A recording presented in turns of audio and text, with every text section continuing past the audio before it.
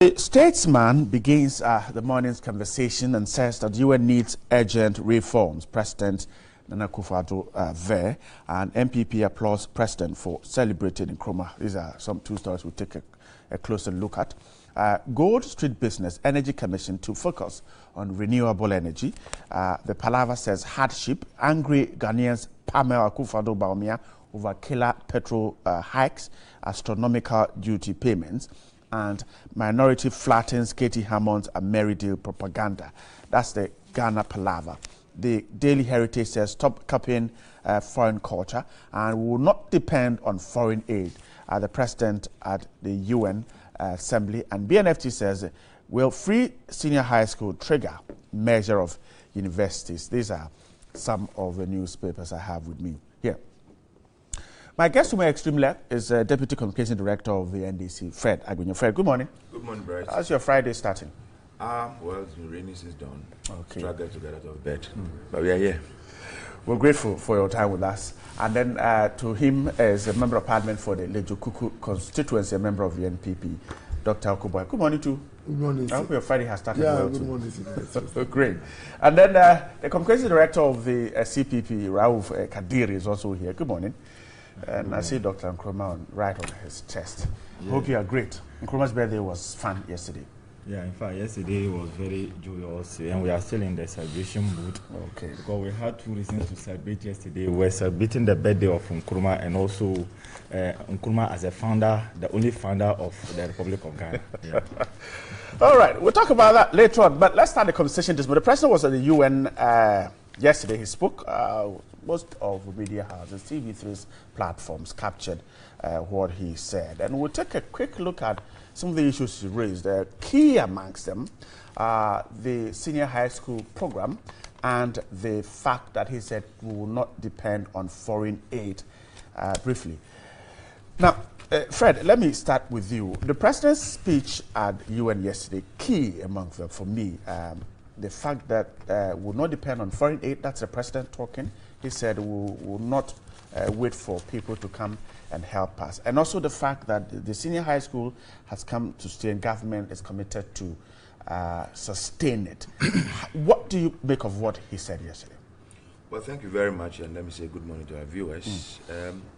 I think that almost everybody in this country and the world over knows that we have a president who speaks very well, has total control over the Queen's language.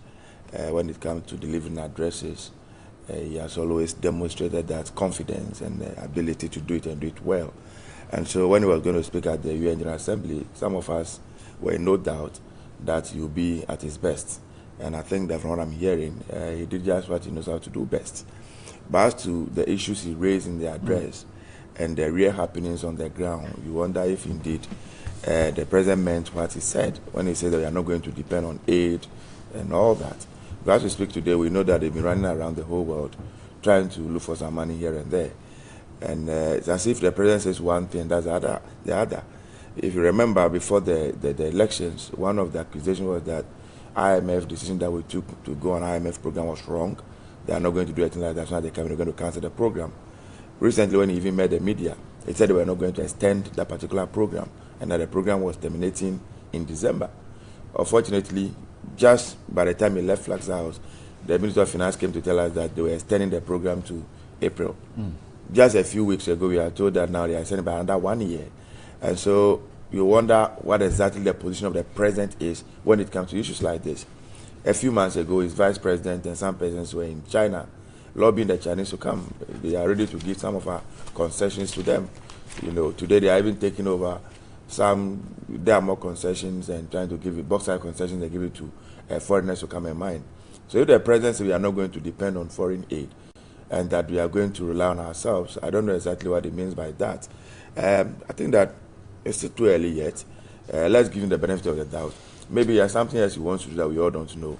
Let's see how that unfolds. He spoke about the free senior high school issue. I can only hope and pray that this issue is not overhyped. We are living in this country, and we all know what is happening. You know, today you talk to the headmasters. If you go there with your cameras, they'll be unwilling to speak to you. But if you go there quietly, you want to have a conversation with them, they will tell you what is happening. talk to teachers, talk to NAGRET, executives. But as if we have reduced our civil servants in this country to some kind of zombie people. When projects say move, they move. Say stop, they stop. They know the thing is difficult, it's challenging, sometimes impossible.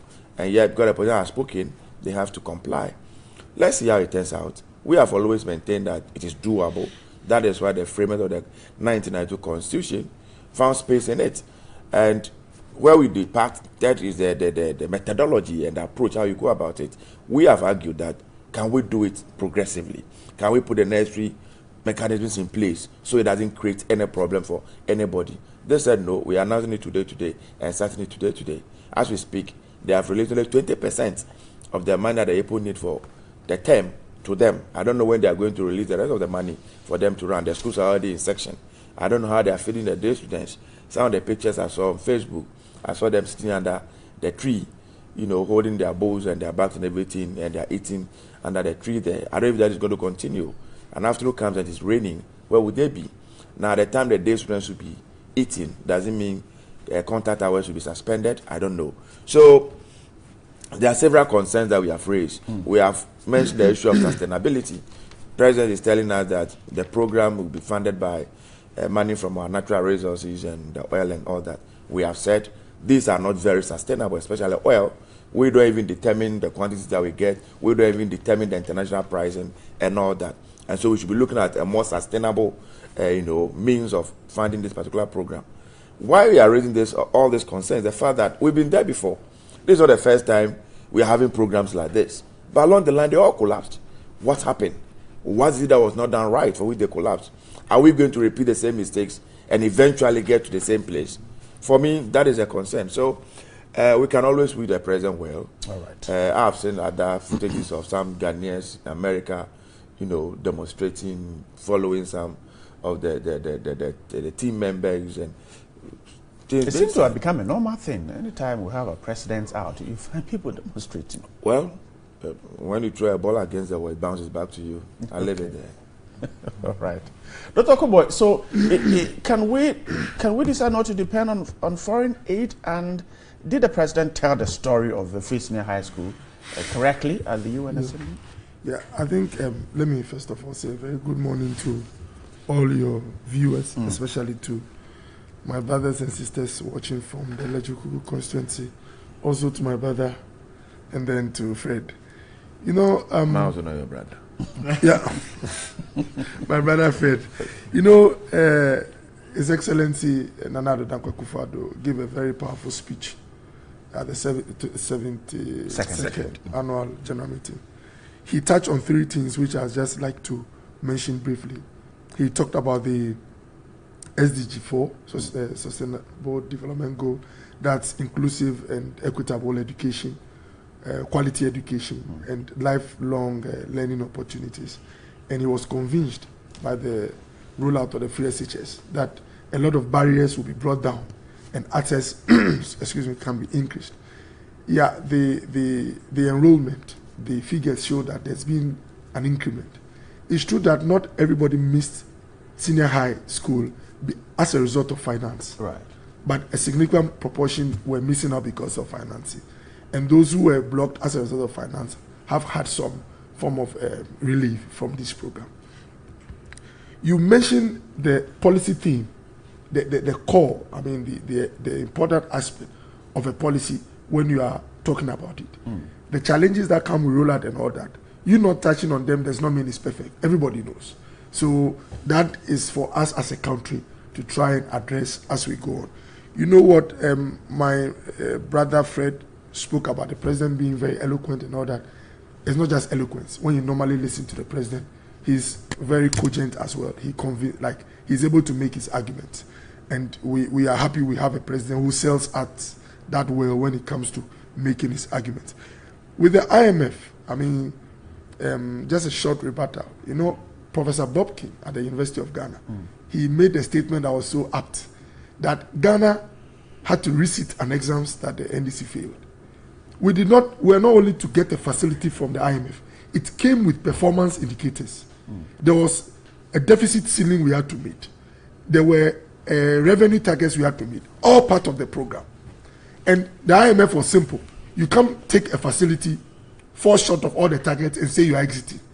And because we had to play by the rules, we had to resit, as in extend the program so we could meet the target. So just for Fred to know that we actually resit at exams that unfortunately they could not meet. With the free SHS. You could not have opted out of the exam. No, that's why I'm saying that. Not beneficial. Yeah, that's why I'm saying that the facility we got, the close to $900 million plus came with a responsibility. You don't go to a bank, take the money and go away. You had, how do you call it, schedules you have to meet. You inherit the person and say that, well, I'm not interested with, in fact, it's a facility I never was proud of, so I'm going away. When your relative or the one you are inheriting has taken the money, you have to perform. So when you say you would exit, you didn't know all this? No, we knew of that. But they, as a government, were working hard to meet those targets. And you can only know of their performance when they've exited. They had, how do you call it, the growth rate, the target was about 3.5% of GDP.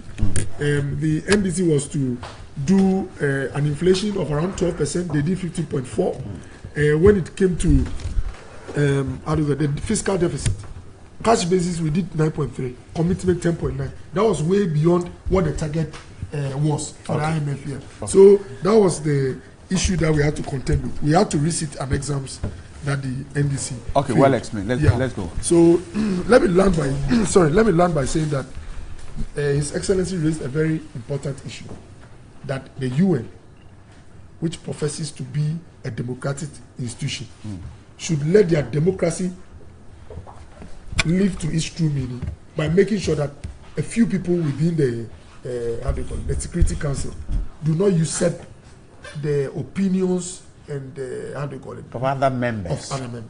So the call for reforms is a very audacious statement, and with the aid, we have to clarify it. The president did not say that we are rejecting it. He said, "Let me issue I'm not issuing a disclaimer towards aid." I mean, I've read the speech; it's clear. But he admitted that we have had a long and bitter experience of having been giving handouts, and yet we have not moved from the shackles of poverty. So he is very conscious of the fact that that will not be the solution to our problems. We need to liberate ourselves by sticking to prudent economic management and being true when it comes to our policies. That's all that is said. Okay, yeah. I'm grateful. Let me quickly welcome legal practitioner Bobby Bansi. Good morning. Good morning. Hope you're doing great. Yes, I'm doing great, and I apologize for coming late. There's been an accident on the motorway involving 4 cars at my junction. Okay. All right. Thanks for joining us. Kari, let me come to you. We've been talking about the president's speech at the UN. It's for key 2 things that we're taking a look at: the free senior high school policy and the president saying that we will not depend on foreign aid. What is the CPP making of these? Well, first of all, let me say also a very good morning to my colleagues and to our viewers, and to also add my bite on this particular matter. I think that talking about the free SHS is actually become more obvious than real. That the MPP, at least they made a promise during the election that they wanted to give free senior secondary school education to, every Ghanaian, or those at the senior secondary school level. And then they are now somewhat living up to that particular promise that they made. But let's actually also admit that whilst we may want to pat them for living up to their own electoral promise, let's also be very fair to the facts as saying that there are definitely challenges within the system. And when those challenges, are brought to bear, it is never in the interest of the MPP or any other, person in this country to want to witch hunt, poor teachers who actually raise concerns. Because we have also been speaking. I've had the opportunity to speak to some schools, and they have serious challenges. And some of them up to now, they are still waiting for, their grants so that they could admit, more students into the system and then what have you, and give them the kind of food. As of today? Yeah, I'm saying that has not received its grant. I am saying that in terms of the feeding grants and then what have you. Okay. Yeah, there are schools who have not received it. And then I know that as a matter of fact, But I want to stress, even more important is the fact that it appears that the whole idea of free SHS has actually been marked with overpowering alarm, in the sense that we live in a country where, when you go into the 1960 Education Act, education was made free in this country from the lower to the highest level. I mean, from kindergarten to the university. So when people talk about free HSI as if to say that it is actually going to be, that is the first time that we are seeing this thing in this country, I just think that is too much of an exaggeration. But having said this, let me come to look at the aid aspect of it. It is not possible that the MPP can decide to have nothing to do with foreign aid, as you know the news bulletin captures it, as quoting the president that he said they are not going to have anything to do with foreign aid. That's not what he said. Well, I'm just reading the caption, and I'm saying that that is not possible. Whether that was what he said or he didn't say that, I'm just trying to make an emphatic statement that that certainly cannot be true. The other time I sat here and I made a statement that actually brought a little brawl between myself and the British ambassador. And when he invited me to the British embassy for discussion, I went there. He asked me that, do you have an idea on yearly basis the amount of money we bring into this country to strengthen the judicial system, the health, and the what have you?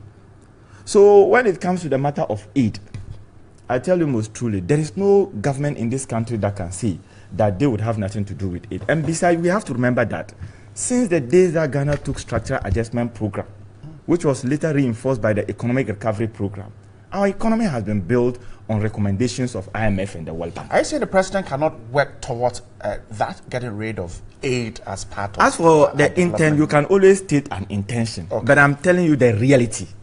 The reality is that he was talking about performance indices and then what have you. I think that the kind of aid that we now even receive at this point is even more insidious and dangerous, in the sense that they will give you a template. A certain template is going to be framed. And for you to qualify for that aid, you need to make sure that you work yourself into the template.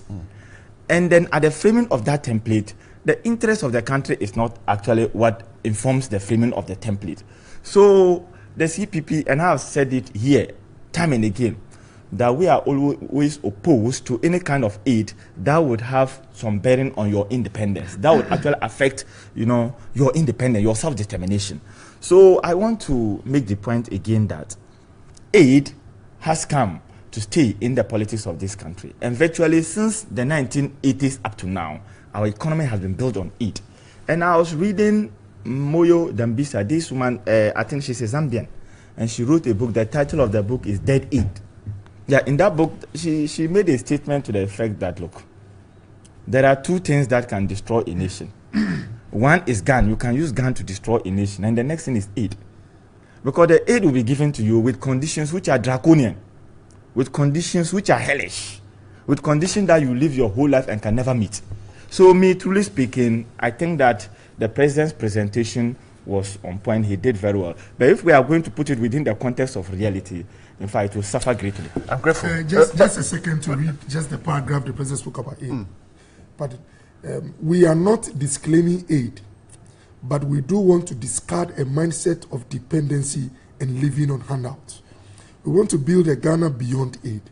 It is an easier platform on which to build sustainable relationships. Okay. This is a statement. So this is a statement. So it's all right. So he's talking about discarding a mindset. Yes. A mindset. Yes. But will his critics say that if you are discarding a mindset and you go chasing aid, are his critics then not legitimate in asking?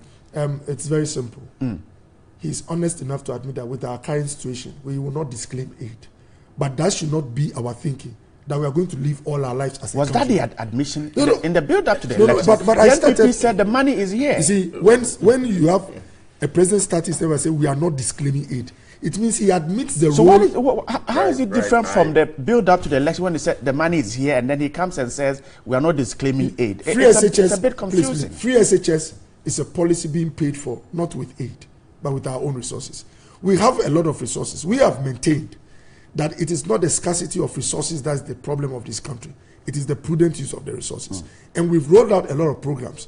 This is a very significant policy. It's being run by us, not with any foreign aid. But like he said, there are a lot of programs that foreign donors help us to execute.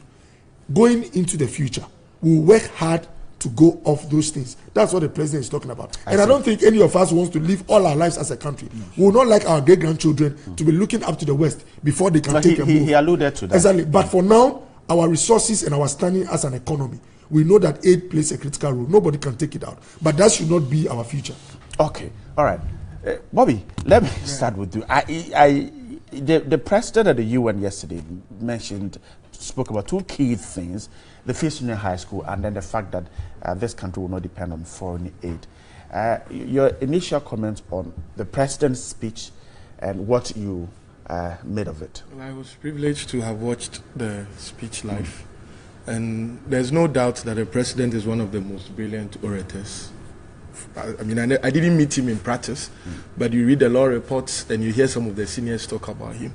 It wasn't surprising that when he took the platform, the podium yesterday at the UN, wherever you were, you would sit and then listen to such a great speech.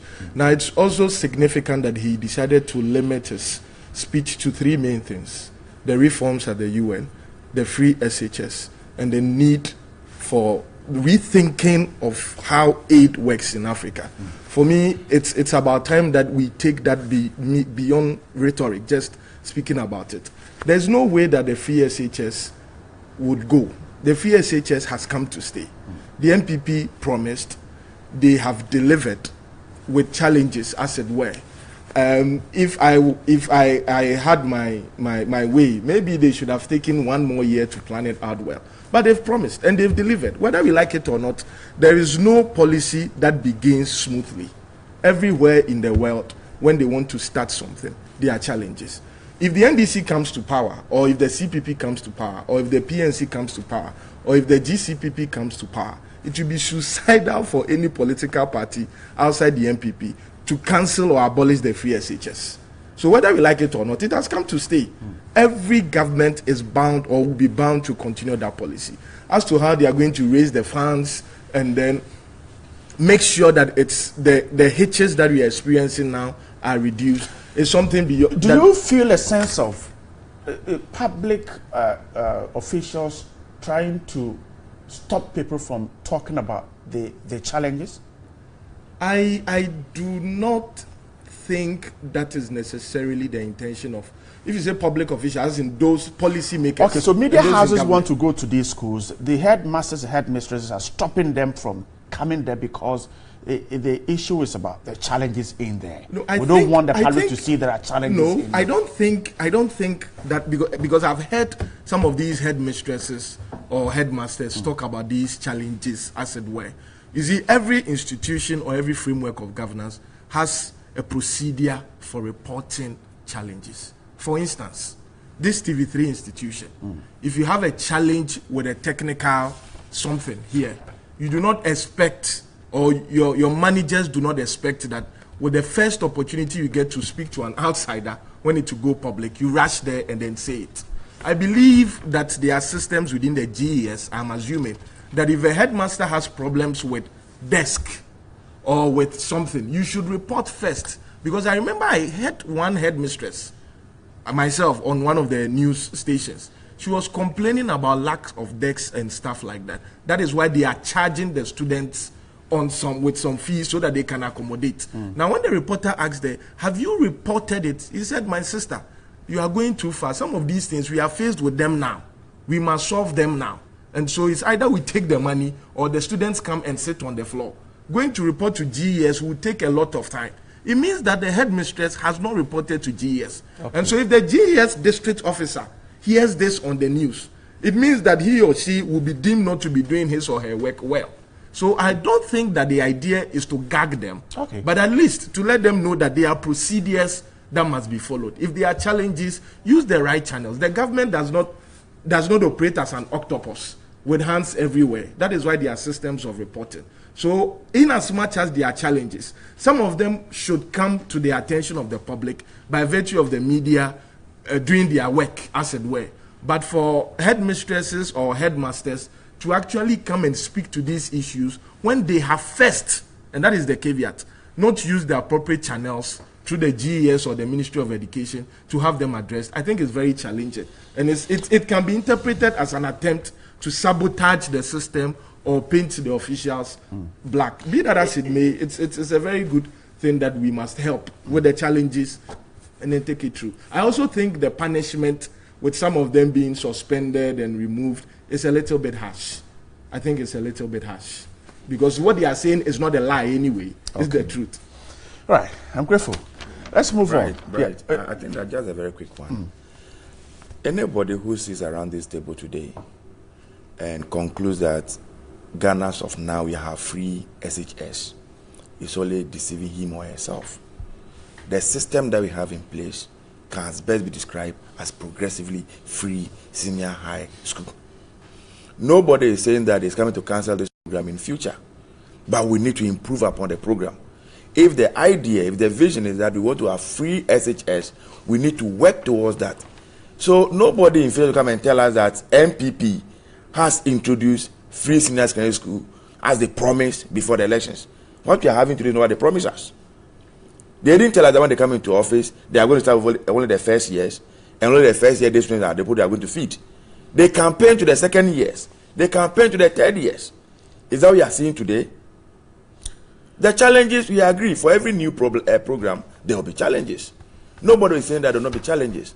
Now, this whole idea that a headmaster in a school will need to first report to a secretary supervisor somewhere, to a this director somewhere, before it goes through and the problem is solved.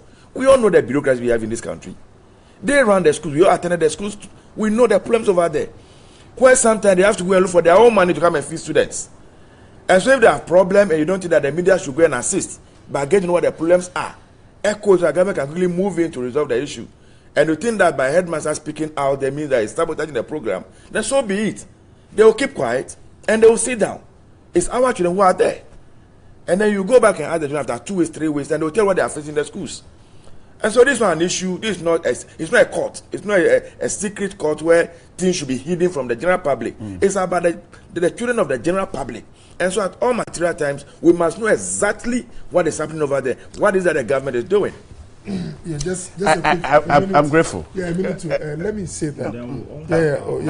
Oh, just a minute. Let me say that if my brothers in the NDC, or if anybody admits that free SHS has become free at the first level, but it's not free at the second and third levels, that is an admission which shows some level of honesty. But when you say that it is not free, because the second and third years are not getting, without recognizing that the first years have had it, then it throws some darkness on your genuineness in making the comment. Okay. Now, let me also conclude by saying that the policy is being rolled out in a graduated manner. When our brothers in NDC say it's progressive, they try to insinuate. Please. Let me show you why I'm. Let me tell you something.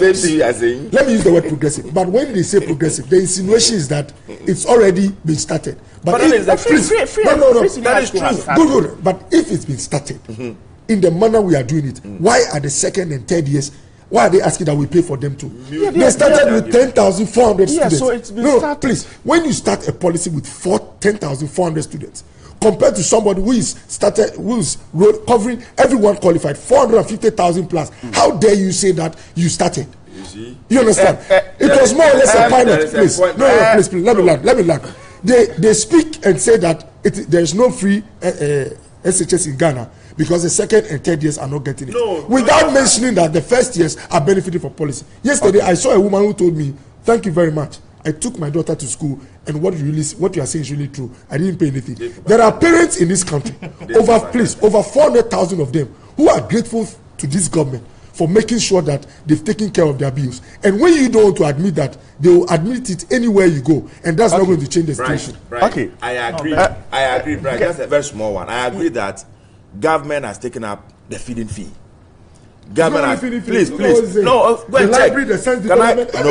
You see, you don't know all this build up. Go and check the build up. In terms of tuition, Ghana here we don't pay tuition. Government has always paid tuition. Library fees. Hold it there. The P. Uniforms. Can I make a point? You should keep quiet. Okay. Utility bills. NDC administration under President Mahama, we took that up. We're paying it. Yes, we're paying it. Okay. No, they were not. You see, we present they were paying for those who were for first year this year. All right. Parents have spent about 3,000. I want us to live in here. Let me also make a very 30 seconds. let me also make 30 seconds. You see, but I seriously have problem with the way the MPP are speaking so much. They have a very louder voice on this whole simple basic work of government. You know that everywhere you go in the world, the first work of government is to govern, and then to give free education to children. That should be the basic policy of government. Anywhere in the world, even talks. Yeah, anywhere in the world, that should be. Come on. That should be a basic. This is our job, we know. Now, you drive around town, everywhere you see flamboyant, very big billboards saying free HHS. Then in that case, there are so many government policies that should have. And then during the election, who is paying for that? During the election, is it the government? Of course, the government. During the election, I came to terms with how much it costs to build a single billboard, and I know from where I am coming from. Such billboards are even used to. You see when Kuma All right, let's move on. Now, the NPP has commended President Adodankwa Akufo-Addo for setting aside September 21 as a day to remember solely the life and enviable achievement of Ghana's first president and leader, Asiedu Dr. Kwame Nkrumah. Yesterday was the day. The Akufo-Addo-led government has come under a barrage of attacks from some critics, suggesting that it is trying to downplay the role of Nkrumah. In a statement signed by the acting general secretary, he indicated that government had rather shown a greater commitment to celebrating Ghana's first president by proposing that Parliament enact a law to enshrine the day in history. The move by government is a departure from what used to be the practice under its predecessor, NEC administration, that resorted to executive fiat to declare the day as a public holiday. That's the story so far. Kadri, let me start with you because you are from the CPP. The CPP says that the very day they win power, that very day, if this August 4th thing is instituted by Parliament, that very day it will be overturned. Yeah, first of all, I think that when we got that particular news from or communication from the presidency, it wasn't surprising to us at all, because we know, given, the fact that the president has always glorified his ancestry and then his parentage. Even in the very recent MPP conference that they went in Cape Coast, he said that I'm a proud son of this, tradition. It was quite understandable. But what we are thinking is that the president is trying to use two of his hands to block the sun, to cover the sun. And we think that that is not going to be possible. And if any gain at all arises from this particular executive decision that the president is taking, it's just going to be a temporary one. This time he's going to Parliament to have it enshrined. Yeah, but you would have noticed other progressive forces. And then let me first of all say that when it comes to the issue of Kwame Nkrumah, I think that the CPP, we have a broader front on that. And you saw that yesterday. We enjoyed great deal of solidarity from the NDC, because they actually also are convinced as to the validity of their argument, why they made Kwame Nkrumah's day, the Founders' Day and what have you. But you see, I want to really talk so much on, or little on just the whole idea. I think that it is actually a vitiation of our history. I think that it is a deliberate, calculated attempt taken by the president and his cohort and people that isn't like him to distort the history of our country. The question I keep on asking is this: what message are we sending to the children of this country? The children that we are giving birth to, what message are we taking to them? Because this day they will hear that this person is the founder and then another day is founders. And when you go into the history, you realize that there can be no founders in our country. There can only be one founder. And yesterday, I was debating with some colleagues on some platform, and one of them was using football allusion. That, for example, if they are playing football, Messi, before he scores the goal, he would need to get passes and what have you from other teammates to score the goal. And I said, yeah, that is true. So when the trophy is won, the glory comes to the whole team.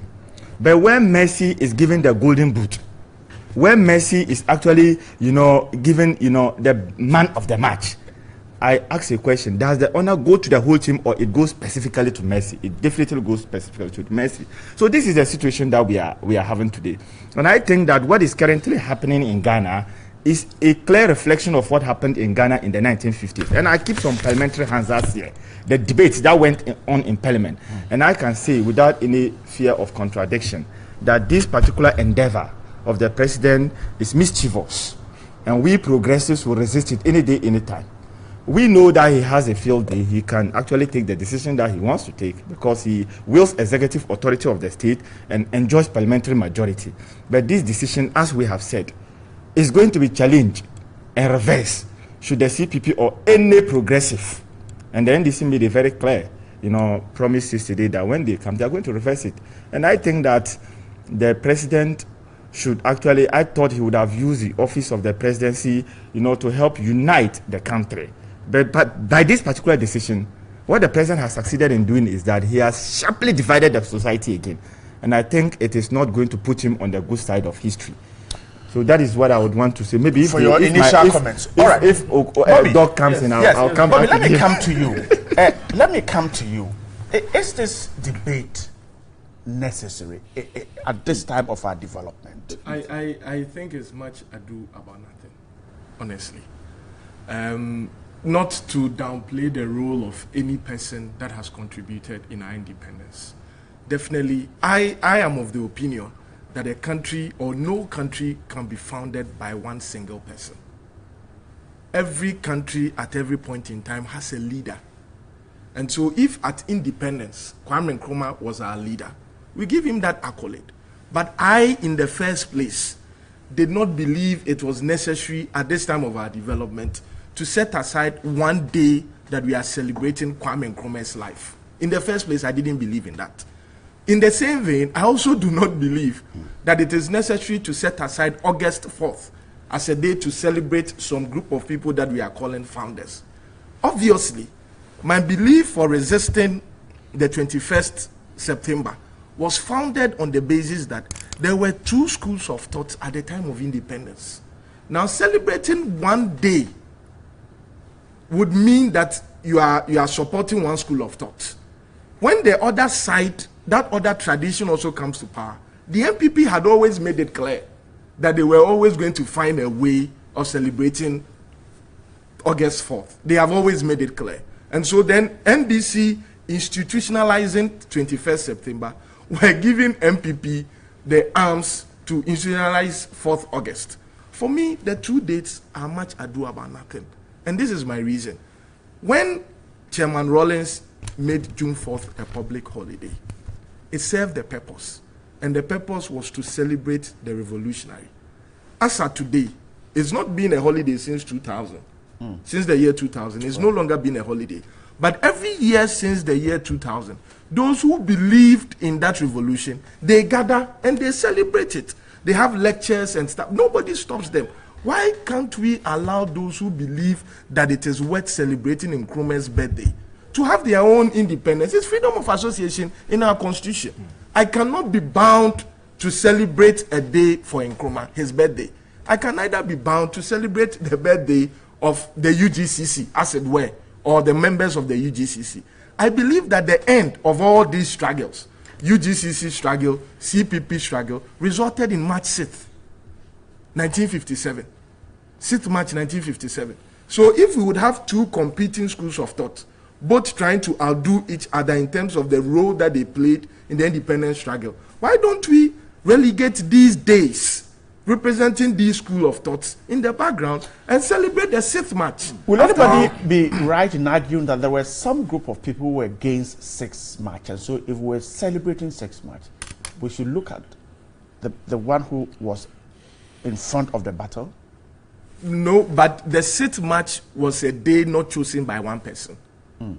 6th March was a day not chosen by one person. My little history that I learned, when we were in school, was that 6th March was actually the day of the Bond of 1844, which is recognized as the first or the legal authority that gave the British the right to govern us.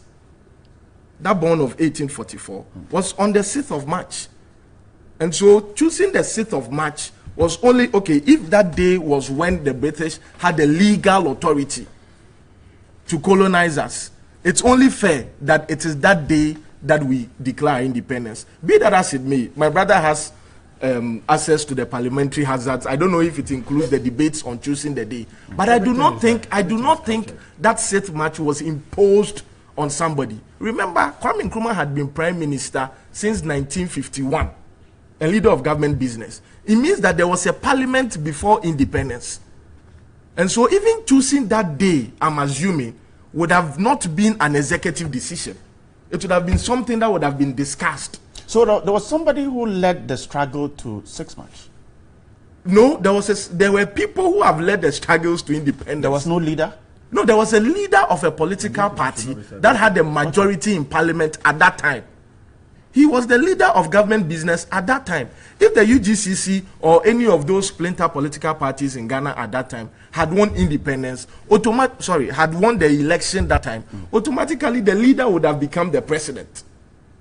So it was an issue of who won the election at that time. Okay. And automatically that person became the leader of Ghana at the time of independence. So I think that if there is confusion or there will be division as to whether we should celebrate August 4th, and if NDC comes to power or CPP comes to power or any of these Nkrumah's parties come to power, they are going to reverse the decision to celebrate August 4th.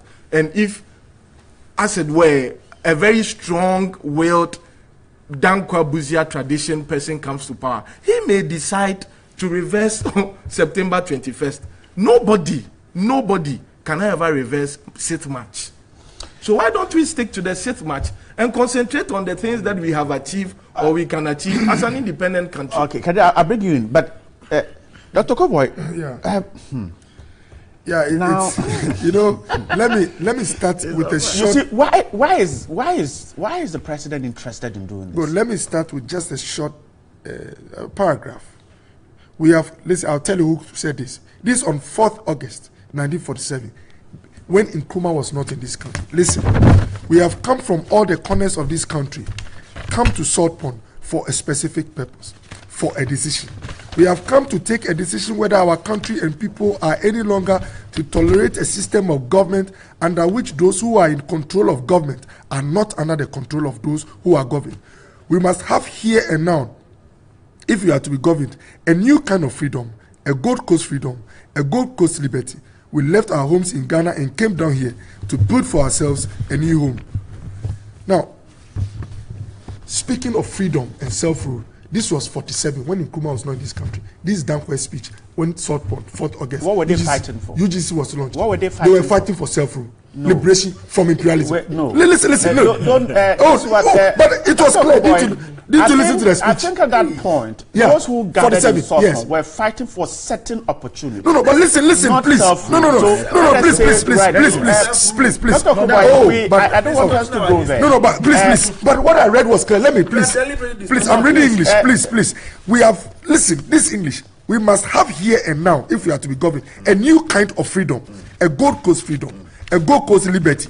We left our homes in Ghana and came down here to build for ourselves a new home. There's one thing we brought with us from ancient Ghana. We brought with us our ancient freedom. Today, the safety of that freedom is threatened, has been continuously threatened for 100 years since a bond of 1844. The time has come for a decision. All this was about what? So they were fighting for self-rule. But I read English. This is self-rule. Okay, please, I'm coming. Know what you're talking about. You know what? So you go ahead. My brother. But I am insisting that these were people who had gathered and were asking for specific opportunities. Yeah. But you go on. If you said you were fighting for self-rule. And let's be clear. Osajifo Dr. Kwame Nkrumah, the efforts and his contribution cannot be discounted. And we must also be honest enough not to obliterate those he teamed and worked with when it comes to the glory of working for independence. Now, some few years ago, President Mills, he's a self-confessed Nkrumahist. President Mills, a self-confessed. He had attended the Ideological Institute, Kwame Nkrumah. No problem. Unana attended. Yes, it's also a fact. Yes, it's a fact. I've gladly admitted that. Right. When he had the opportunity to want to make a Founders Day, instead of broadening the consultation, he used an executive instrument, which means that he said, as a president, I'm making this day. And like my brother said, we should be honest people. Every time the discussion comes, people move along ideological lines. The Dankwa Buziais are here, the socialists are here. And President Mills, being a self-confessed Nkrumah and socialist, decided not even to go to parliament and listen to any contribution arguments, used an executive instrument. And this is the catch. President Nana Addo has the opportunity to use an executive instrument to undo 21st September. But what did he do? He said, leave it as it is. Make it a memorial in honor of this man who did a wonderful job for this country. That's watering it down. No, please, that's your interpretation. Please. And memorial. Yeah, good. The Dr. Poko is no. It's your interpretation. A founder and a day to remember somebody. But not two different. No problem. A Founders Day is certainly bigger than a Memorial Day. The Founders Day, good. And let me make this very important point. And please listen. Because you know the Founders Day is going to bind the whole country, you should have sought broad consultation. Don't you get it? I'm saying a president used an executive instrument. Do you know what it means? He did not get the opinion of anybody included. They were in power and they made it a Founders Day. Another gentleman is in power, the current president. He has the authority like you had and created a Founders Day. That, like you said, 6th March is all of us. Founders Day is a creation of President Mills. May he so rest in peace. He used an executive instrument. What is Nanado doing? He could have undone. Please listen. Look, President Kufuor with a pen could have made 21st not a holiday. Are you aware? Do you know that? Do you know he could have made it not a holiday? Of course he has a. But what has he decided to do? You are calling it watering down. But the first creation, which is Founders Day, is not a creation of the whole country. It was an executive instrument by a sitting president. The president doesn't take decisions on behalf of the country. No. So how do you mean by not the whole country? How come you so gladly appreciate and accept what President Mills created with an executive instrument, but you have a contention with what President Nadu is doing? So no, please. So what I'm saying is that because you want all of us to accept whether it's founders with apostrophe here or there, that's why you should have sought broad consultation. But I'm reminding you that the president and they are socialists. They claim to be socialists. So and President Mills is an Nkrumahist. So he had an ideological position and created a day for Nkrumah. Nanado has done one thing. He said, I am honest enough to know that this man deserves a day for himself. But I'm also genuine enough to know that Nkrumah did not plant, water, and reap the fruits. People work. And do you accept it's a fact that Nkrumah was invited by the UGCC? Is that a fact? It is. It's a fact. So how come that a group that was not working on real estate development or were not a church preaching salvation, but looking at a way to achieve self-rule, invites a man who they acknowledge to have some special advantages? He has energy, he's very knowledgeable, he's energetic, and he came to do just that. But along the line, they had differences. Do you consider them as traitors because they disagreed on the method and modules to achieve independence? You cannot say so. Free SHS, my brothers here have had problems with the modules we are adopting, but they always remind you that, yes, they always remind you that we are not against free SHS. NHIS, they worked out of parliament, but they said they had problems with the methodology. So please, don't let us confuse the two. Disagreeing with the method does not mean you are against independence. If people dedicated their lives to the extent of inviting you and come, let's fight, you came to team up with them, disagreed at a point. How can you say, and let me tell you, the fact that the NDC yesterday said they will resist any attempt to elevate Dankwa tells you of one thing, that they have a prejudice. There is every effort to make sure that he is not mentioned at all. But the history is there. This is my position. Let me land. Is Dankwa not in our books? Good. Let me land. And I think one of our currencies has their hand. I know. So is President Kuma not on our currency, in our history, on our ships, and on our oil rigs, on tech? President, so all those he fought the battle with, all of them should be all over. So let me land with my position. Let me say something. I'll say only two things. Oh, I'm landing with two things. You know what? See, Bedema is listening. I know. It's good you've mentioned all this. Let our children and grandchildren read the events, the characters, and interpret for them the roles they play and the level of significance. Don't let a president determine with an executive instrument who should be elevated above others or who should be brought down. And please, mentioning mentioning other people as having contributed to our independence does not vitiate, does not bring down the role that Nkrumah played. And until we unite as to the dynamics of our history, we will struggle to construct this country's future. I see. John, before you come in, Fred, you come in because you have not spoken on this quickly before John will come in. Right. I am not surprised about all that my brother is doing this morning. I am not surprised about what is happening in our country today. The position of the Dankwa Abuja tradition and their attitude towards anything outside of Dr. Kwame, I'm not surprised. Anybody who has studied the history of this country would have realized that what they are doing today is what their fathers did. It's the same thing that they are continuing. Now, this whole argument that Nkrumah was invited by the UGCC, Nkrumah was not sleeping in America or in the United Kingdom doing nothing. Can I make a point? Nkrumah was not sleeping, and it must. Let me point. Oh, please. You are because of time. Dankwa, somebody also invited Dankwa to come and join UGCC. Dankwa was not the one that was forming UGCC. When Park Grant and his, you see, he was hold it there. Dankwa was invited. Just as Nkrumah was invited. And I think that you made a significant point that all of us must take notice of. That before independence, all the various groupings and vehicles that were formed, they were specific vehicles that were created for specific purpose. Aboriginal Right Protection Society was for the land bill. That the British were passing laws to take over our lands. So that particular vehicle was used to fight that particular issue. The UGCC that you are talking about today, go and check Park Grants. At the time they were forming UGCC, the motive, the idea was not to win independence for this country. That's not true. That was not the motive. That was not the motive. He was a businessman. Can I land? That is your interpretation of history. Oh, please. He was a businessman. He was not a politician. He was not a lawyer. The founder of the UGCC that we are talking about today, he was not. It was his business interests they were protecting. No, that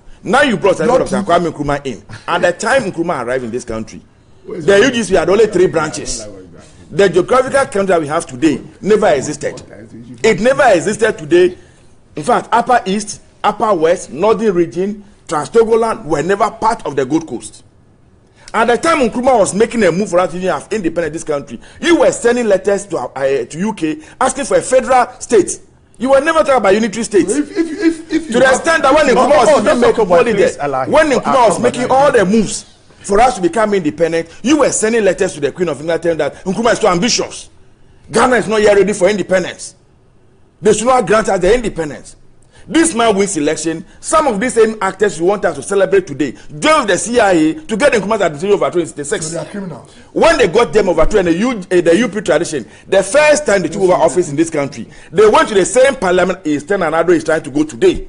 And laws were passed in parliament to make it a criminal offense to be seen even from Nkrumah's picture or to mention his name. That is what you did. Can you allow me to land? Can you allow me to land? Allow him. Why? Please allow him. If you were Nkrumah, if you were in the shoes of I'll come to you. If you were in the shoes of Dr. Nkrumah and at independent, people were attacking your lives. People want to kill you. People were even planting bombs. And killing young people. You don't want him to protect himself. You don't want him to protect his government. So you jail them. Why? But it's part of our governance. You don't distract me. Don't distract me. Don't distract me, please. Don't distract me. Let me continue what I'm saying. So the hatred for several Dr. Kwame Nkrumah, the hatred for the man didn't begin today. The hatred. What we are seeing today, it is not new. And we have said, and we will maintain, you can go to parliament, you can go to wherever you want to go under the sun, pass whatever law. Ask him. You are in government today. Yesterday was the so-called Memorial Day of Nkrumah. What did you do as a government to remember that day? Tell us one thing you did as a government to remember the day.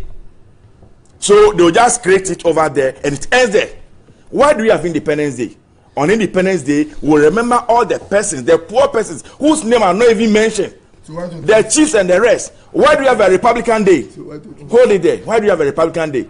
Or several Dr. Kwame Nkrumah that you are talking about today, that man today is even bigger than the nation Ghana alone. This is a man who has been recognized by the whole world. Okay, Fred, wrap up. As the African of the millennium. Some seconds, but and so let me just run out by saying that today you have the power. The president of the executive authority, majority of parliament is by his side. Whatever he chooses to do, nobody can stop him. Like he did. President Mills used an executive power to take the decision because the Constitution of the Republic of Ghana allows him as executive president to exercise executive power. If President Nado chooses to go to parliament, just as they did in 1969, to even go and pass a new law that henceforth nobody should mention Nkrumah's name again, henceforth nobody should celebrate Nkrumah again, he can do it. but history will judge us. That one day we shall reverse it. I'm grateful. Johnny, come in. Let's see what people are saying about this Nkrumah thing quickly. It's raining outside, and here in the studio it's raining thoughts and words. But I says, please, Johnny, I want to ask if the free SHS is a policy or what? Because with the little education I have, I know a policy must be backed by a law and must have gone through Parliament, or that's what you say. So let's hold on with the messages. Okay, so my president cannot change who Nkrumah is in our minds, Africa and the world. What a trivial government involved in triviality from Bamakela and Wa. Let Okoboy know that if he knows how to sew, there's a problem at your doorstep. He must find solution to it. Students at Presekla need desk and boards and classroom to study under their so-called free SHS. Desmond from Choko is telling us, says, tell Okoboy, Dr. Okoboy, that the president is only eloquent, especially with the Cockney accent. But to say he's always on point is not true. Each time he speaks, I'm on tenterhooks, having in mind the January 7th inauguration disgrace. Big boy and so many. Good morning, TV3. God bless you guys for the good work you're doing for the nation. Please, if I may ask, why is the president? Why did the president tell the UN about free SHS? It means he can manage the affairs of this country, and he wants an assistance from the UN. Please, my sister was denied free SHS because she completed last year. Was Timothy Chan, Tema Committee 1. I'm really having problems with the implementation of the so-called free SHS. If the basis of education is not free, if the basic education is not free, how can secondary education be made free? So many different fees are paid at the JHS level. Francis in Boku. JB Salam said NDC should have rather gone to Asumje Park to clear the weeds rather than the so-called walk. The late President Mills is sad wherever he is. Cheap opposition, you say. Good morning. What is this hypocrisy about? The NDC says former President, His Excellency Jerry Rawlings, is not a founder of their party. So for me, I'm surprised about their fixated attitude with this Nkrumah being the founder of Ghana. I am for Founders Day. Nanayao. I am really having problems with the... Okay, so from Pajo of Big Shoes near Kwada, so Onion Market says, I can't think far. I think the NDC should have read the pledge again. Our heritage won for us through the blood and toil of our fathers, not through the blood and toil of our father. Aden Krana NDC for Bonsa. Hi to the finance minister must understand that if the CEO's salaries are reduced by 75% just to ensure that nobody earns more than the president, it will affect every public or civil servant. For instance, if the CEO's salaries are reduced, they will come to the salary range of other staff categories.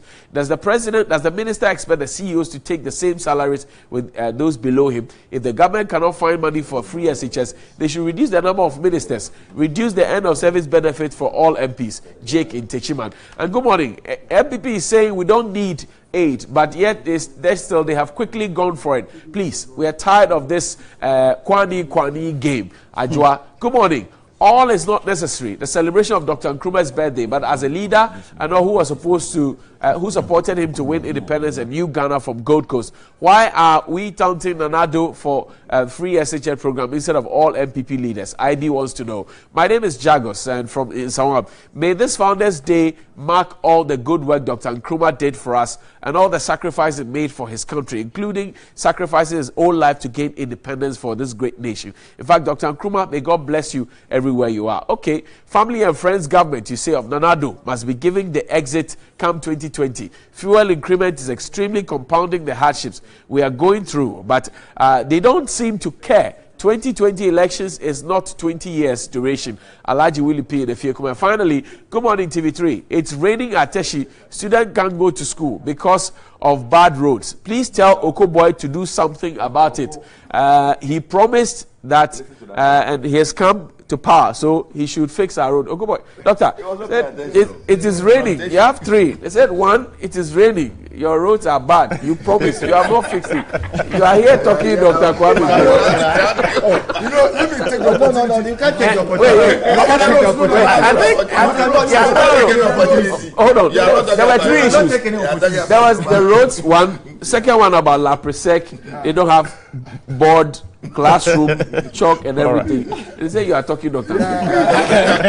First of all, the roads. Let me thank the roads minister. I was in Honorable Cabo and Amakoto. No, I was with them. They are working on. I'm just acknowledging the effort. They are working on. There's a particular road that is very the link in front of the hospital. Yeah, in front of the hospital. That road massive. They call it the Teshi link. The roads ministry. The roads ministry is putting a package to make sure contractor goes to site to work. So let's thank the minister. So that road minister, we see the package. All right, can they wrap up for me on this one? Yeah, you see, first of all, let me start by fundamentally disagreeing with what Bobby has said. The analysis and the submission that you made, all of them, I stand to disagree with you fundamentally.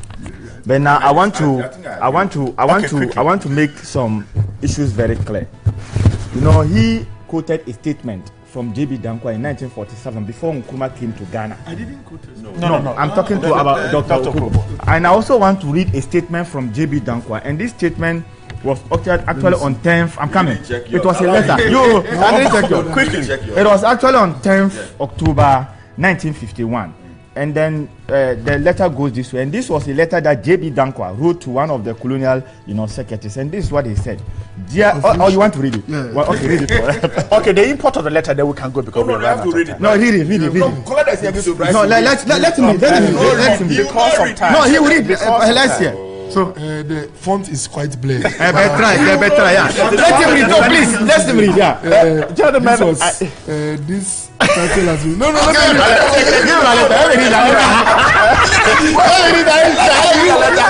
You see, why did you give that? Gentlemen, I'm grateful. I'm wrapping up the show.